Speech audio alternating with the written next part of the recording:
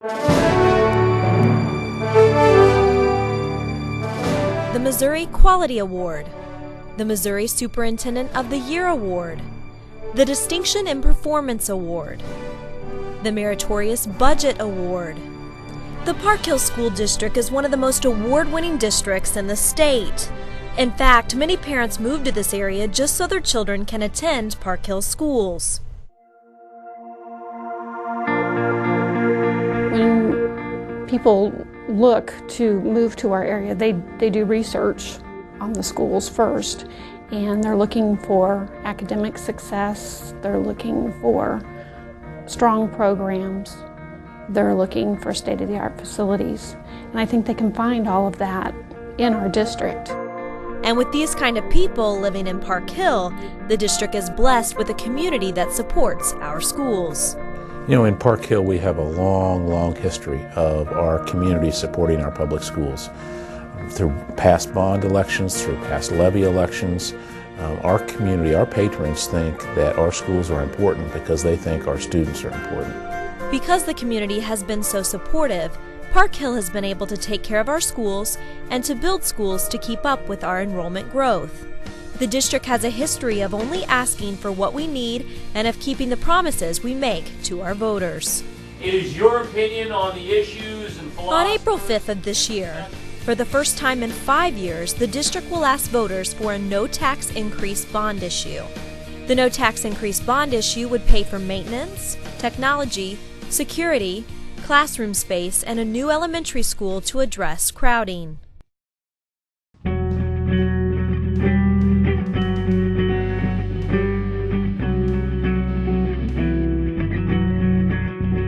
Recently, state funding cuts forced Park Hill to cut back on expenses, and much of the savings came from delaying scheduled maintenance to district facilities.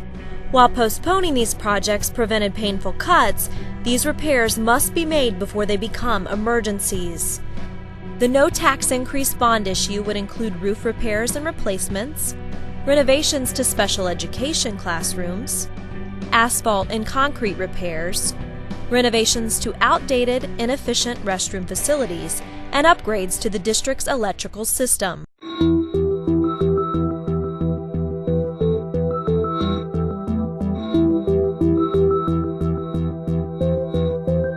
In order to teach our students the skills they need to succeed in the 21st century, we must have a strong network for our district's servers and computers. Some of the maintenance of our technology infrastructure had to be delayed because of budget cuts. The no-tax increase bond issue would allow us to catch up with this maintenance and to stay current over the next 5 years. It would also help us make sure that each of our classrooms has the projectors, document cameras, and digital tablets it needs.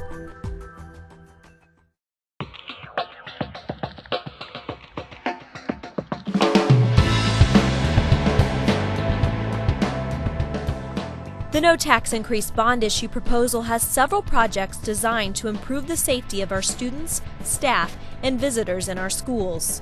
Security cameras outside each of our buildings would help prevent vandalism and crime around our schools. Upgrades to the fire alarms at Plaza and Congress Middle Schools will bring these schools' systems up from merely meeting the code to matching the latest fire safety standards. And building safety entrances at Lakeview Middle School, English Landing Elementary, and Union Chapel Elementary will ensure that visitors to each school must check in at the office before accessing the rest of the building.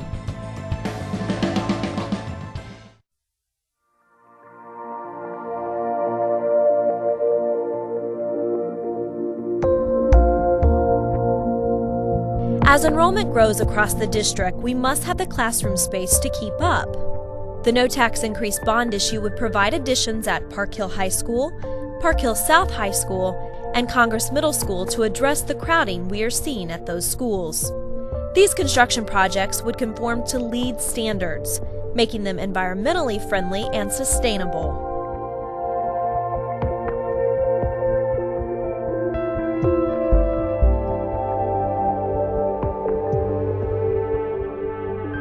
The Park Hill School District has more elementary students than we have room for. Right now, we are easing some of the crowding with portable units behind a few of our schools, but these structures have aged past their useful life. Several of the supposedly temporary structures, which are designed to be used for 20 years or less, have been in Park Hill for 25 or even 30 years. The no tax increase bond issue would allow us to remove these portable units from Chin, Line Creek, Renner, and Southeast Elementaries, and from Plaza Middle School. Then it would fund the construction of a new elementary school in the northeast corner of the district where the most enrollment growth is. The new school would be LEED certified, making it as environmentally friendly and sustainable as possible and making it more cost efficient for years to come.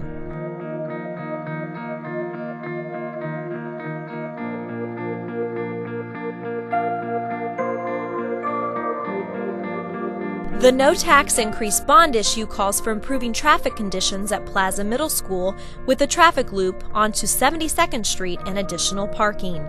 It would also fund the purchase of land for future schools and facilities, and it contains a contingency fund.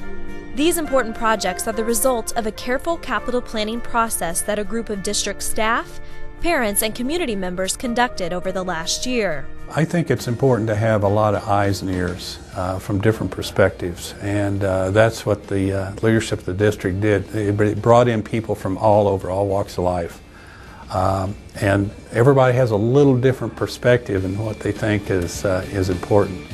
The Capital Planning Committee reviewed enrollment projections, district needs, and expert opinions in order to compile the list of projects. The district was able to ask for a no tax increase bond issue to pay for the projects thanks to a history of careful planning. We have a long history of being fiscally conservative and also being aggressive with how we pay off our debt.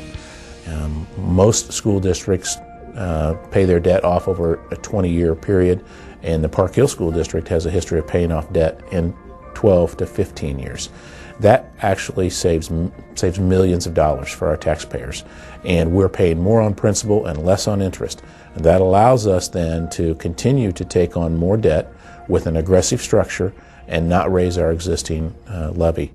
Even if the no tax increase bond issue did not pass on April 5th, taxes would not go down as a result. This is because the district is still paying off our existing debt. At the same time as the district is facing these capital needs, we are also facing major cuts to our state funding. The Board of Education is faced with the task of cutting as much as $2 million out of the budget for the next school year. This no tax increase bond issue could indirectly lessen the impact of those budget cuts. Part of the solution is the no tax increase bond issue that we're coming up on in April. If we're successful with that, as I hope that we are, I would expect then that a lot of our maintenance issues can be taken care of. It's certainly those that are long-term kinds of solutions, and that would allow us to keep the dollars that we have from other revenue sources in place to make sure that we have jobs available or that we take care of jobs in the district. State law says we are not allowed to spend the bond funds on operational costs like staff salaries and benefits. However, we are allowed to spend the money on capital costs like buildings, equipment, and maintenance. Over the last year, Park Hill has delayed many needed building maintenance projects and regularly scheduled technology replacements because of funding cuts. However, those projects must be completed eventually. Because we could pay for maintenance from the no tax increase bond issue, we could free up as much as $2.5 million in the regular operating budget each year for the next 5 years. This would lessen the impact of the state budget cuts, reducing the number of cuts we have to make in Park Hill. It would also enable the district to be more proactive, making important repairs before things break. And this way, we could schedule the repairs so they do not disrupt teaching and learning in our classrooms. So, this no tax increase bond issue would address important needs like maintenance, technology, security, classroom space, and a new elementary school. And it would also minimize the pain we're feeling from the state budget cuts. Thank you for taking the time to hear about the no tax increase bond issue today. If you would like more information, please look on our district website. Please remember to vote on April 5th.